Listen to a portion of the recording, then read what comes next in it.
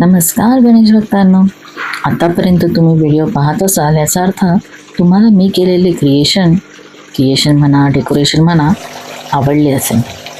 तर ते कसं बनवलं हे तुम्हाला पाहायचं असेल तर पुढील व्हिडिओ पूर्ण बघा आणि लाईक, शेअर, कमेंट करायला विसरू नका, जे की मला पुन्हा नवीन क्रिएशन करायला ऊर्जा देतं.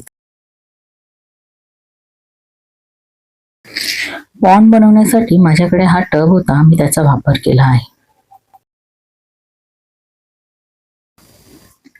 एक जाड कार्डबोर्ड घेऊन मी त्या टबच्या वरच्या राऊंडचे मार्किंग करून घेतले आहे. वरच्या भागाचे मार्किंग करणे गरजेचे आहे. तर मार्किंगच्या दोन्ही बाजूला मी 3-3 इंचाचे माप टाकून सर्कल करून घेतले.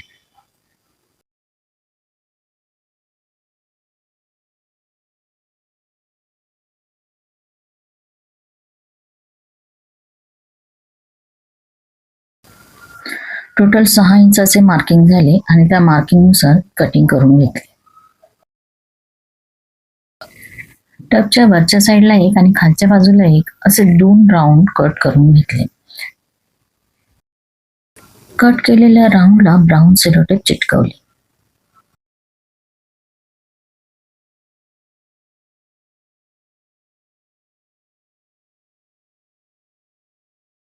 आता कार्डबोर्डचे दोन्ही भाग टबच्या वर खाली ठेवून उंचीनुसार कार्डबोर्ड कट करून तो चिटकवून घेतला.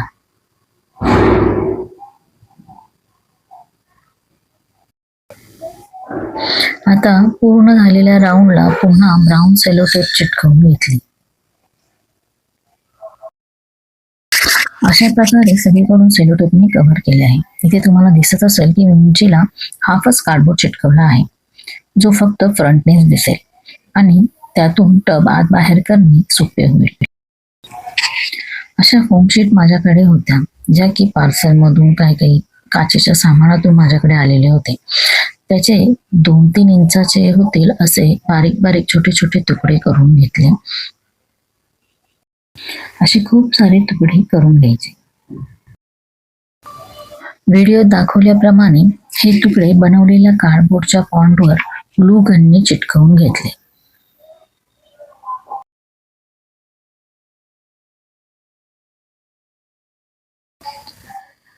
संपूर्ण कार्डबोर्डवर फोम शीटचे तुकडे लावून घेतले आहेत. व्हाईट ग्लू आणि पाणी यांचे मिश्रण करून टिश्यू पेपरने त्याला कव्हर करून घेतले. टिश्यू पेपरचे छोटे छोटे पार्ट करूनच चिटकवायचे.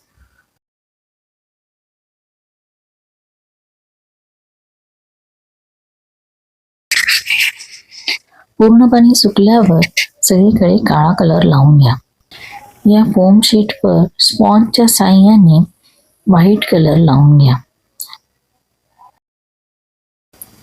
आता जो वॉटरफॉल बनवला आहे त्यासाठी मी घरात असलेल्या अशा वस्तूंचा वापर करून एक सांगाडा उभा केला आहे.